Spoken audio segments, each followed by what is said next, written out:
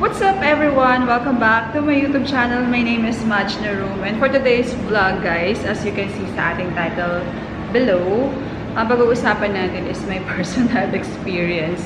Since this is my first time na magpagawa ako ng aking laptop.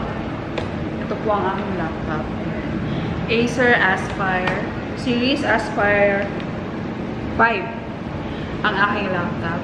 And then pinagawa ko siya kasi I think may problem na talaga. Na-notice ko na may problem na sa kanyang battery. Pag-uusapan natin for today's vlog is my personal experience sa service center ng Acer.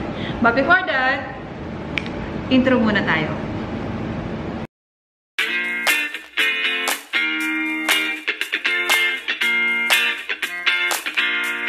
And we are back. Ano lang, story time muna tayo. Nasira talaga siya, nasira siya nung June pa, nung gumagawa pa ako ng thesis. Yan, bumigay siya during nang gumagawa ako ng thesis. And then, since wala pa akong time din talaga no na magpunta sa service center, or wala pa talaga akong time no na asikasuhin din siya. The first time na pumunta talaga ako is doon sa... Hi! Teka lang, nag-vlog ako! Hindi nagawa ko dyan. Nag-vlog. Ayan. Kasi, actually, guys, nandito ako sa hub. Kaya medyo tahimik din kasi dito. And sa bahay kasi hirap ako makapag-vlog dahil super ingay. And then, thankfully, meron na kaming hub ngayon. Kaya, meron na akong place to vlog. Pero before that, nagpaalam muna ako syempre sa aming custodian. So, going back. Nasira yung laptop ko noong June pa, like I said kanina. Dahil hindi ko naman siya agad naasikaso, pumunta muna ako sa Acer sa Mega Mall. And then, according to them, upon diagnosis, nakita nga na ang problem is yung battery. Sabi nila, kapag push through ako ng order ng battery, it will take ng 1 to 3 months. Pero sure daw yun na mga 3 months. So, 1 to 3 months. And then, yung price niya is nag-range from 2,000 to 5,000 siya. Meron sila doon kailangan mag-inform ka sa kanila kung willing to wait ka ng ganun katagal na 3 months. So, since meron akong work online, hindi yun possible sa akin. Hindi pwede sa akin na mag-wait ng ganun katagal. In-inform nila ako na if hindi nga kaya, hindi ko kaya magantay ng ganun katagal na 3 months. Which is talagang di possible dahil nga may online job ako. Sabi nila, magpunta na ako dun sa service center, which is nasa Paco, Manila. Here's the main address, guys, ng Acer Service Center. Tinake down notes ko na lang kasi baka makalimutan ko. So, yung main office ng Acer Service Center is HSNP main office. I don't know kung ano yung HSNP. Baka yun yung nag-handle or yun yung in charge sa mga repair or after sales ng Acer. HSNP Main Office, 1172 to 1180 Presidential Quirino Avenue, Extension, Manila. So, sa Paco siya, guys. So, phone number nila, in case na kailangan nyo, ito yung phone number nila, 86721051. So, responsive naman, guys, yung kanilang customer service hotline. Dial nyo lang yung number na yun. Ilalagay ko rin sa description box sa baba yung mga details in case nakakailangan ninyo. In case and para maka-help din sa for your reference, ilalagay ko din sa baba. Okay, going back. Ito yung office nila, guys. Limited lang yung videos ko dito. Medyo nahihiya rin kasi talaga ako mag-video outside. So, ito yung main office nila sa Paco, Manila. And then, lakad lang kayo dyan sa may side, nandun yung entrance. So, may guard naman po na mag-a-assist po sa inyo pagpasok nyo doon.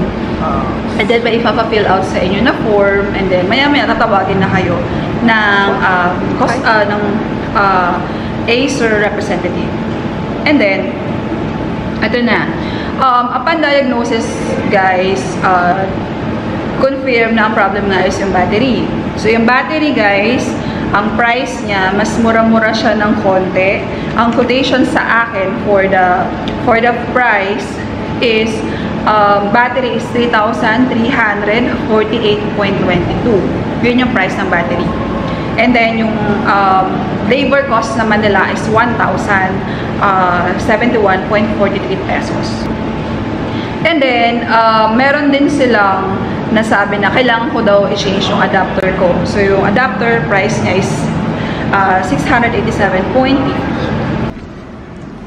Yan ang pinalitan? Oo. Remove na battery sa laptop ko. Ito yung old battery ko. Kung mapapansin nyo, bloated na talaga siya. So, kailangan na talaga siyang palitan. Kahit din ako nagulat na ganyan na pala yung itsura niya. Dito ko na lang din siya dinispose sa Acer na lang din mismo. Meron naman silang lalagyan dito ng mga disposable na mga ganyan. So, sila na lang ang mag-dispose niyan. Ito po. Yung ito po, saan ko po pwedeng ibigay? Yan na lang mo. Disposal na po. Okay. Yan, lagay na lang mo. Dito po. Okay po. So, nakuha ko na guys yung laptop ko. Ang total ng binayaran ko is nasa 5,000 plus. 5,700 something. Mga ganun.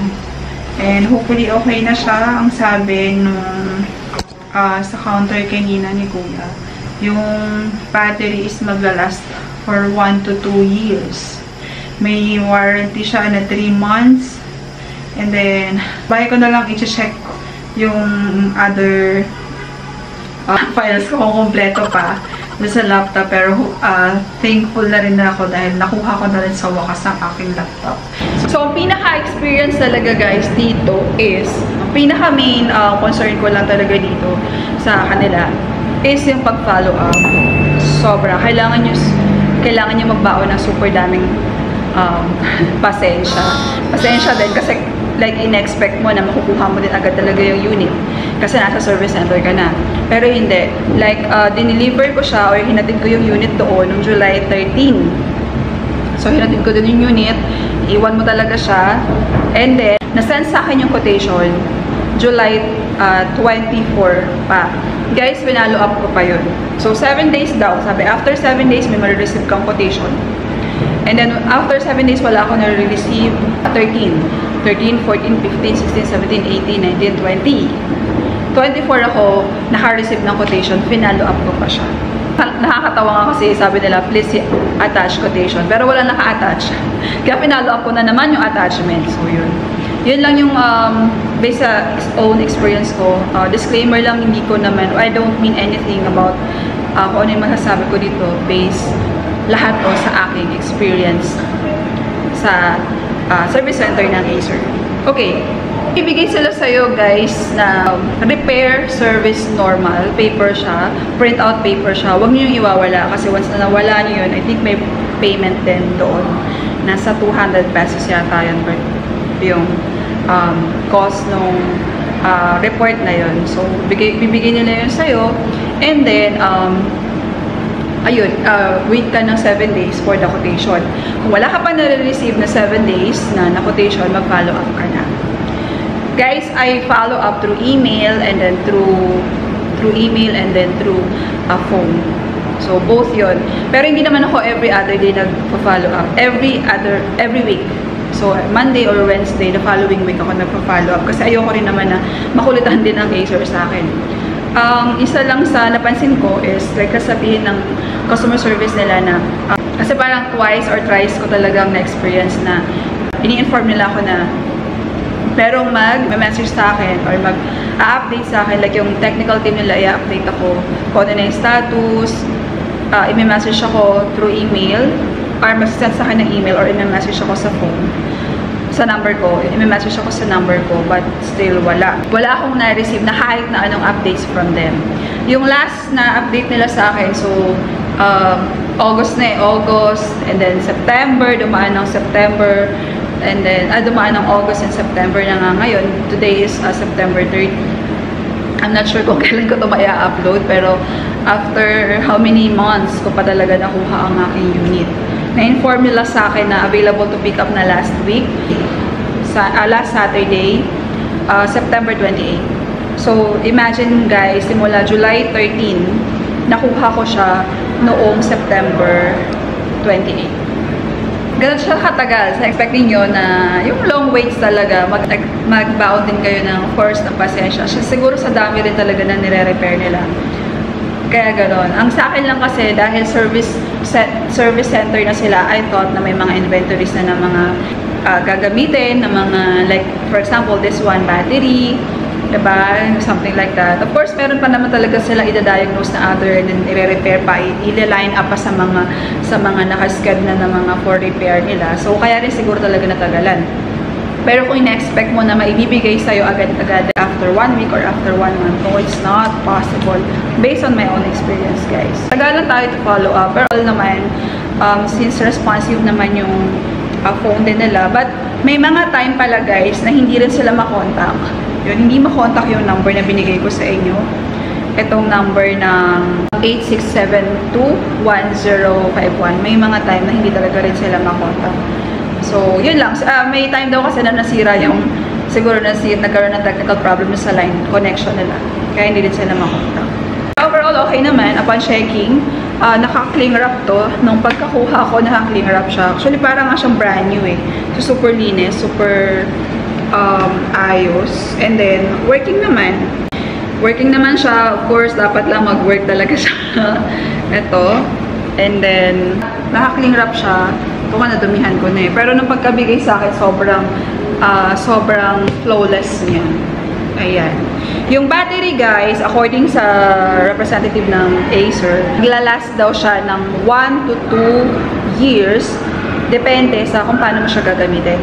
So ako hindi ako nag-games. More on designing ako dito. More on, of course, sa YouTube and like, online work. Doon ko lang naman siya ginagamit. And ano pa ba? Meron siyang warranty na 3 months. Then, i-issuean ka rin nila ng receipt after. So, ganito siya, guys. Again, ang total quotation ko is, ang battery is worth 3,348.22. And then, yung adapter is 697.50. Meron pa silang in-issue na in-inform na parang ma-change siya dito sa keyboard. Pero hindi ko nag-pinush through kasi hindi naman ganoon ka-severe yung problem. So, ito na lang muna. Medium ang pinaka-remarks ng repair status ko. So, medium, hindi naman siya ganoon kasi ka-severe. So, hindi ko na muna yung pinush kasi nasa 2,000 plus din yun. Ang labor cost niya is 1,071.43. Ang total niya is 5,107.15 plus may tax pa siya na worth 612 yung VAT niya na 612. Overall, ang binayaran ko for the repair is 5,720 pesos. So that's pretty much it, guys, for today's vlog. I hope you learned something from this. If naka-help ang video na to, please like this video and consider subscribing if you haven't subscribed yet. And I see you guys on my next video. If ever nga pala, guys, na meron din kayo mga personal experience din sa Acer, kanilang service center, let me know sa comment below. Message nyo lang dyan kung ano yung mga personal experience ninyo nung nagpa-repair kayo ng inyong mga laptop na Acer. That's it for now, guys. Thank you for watching and hope you like this video. And if you do, please hit the thumbs up button and consider subscribing if you haven't subscribed yet. And I see you guys on my next video. Bye!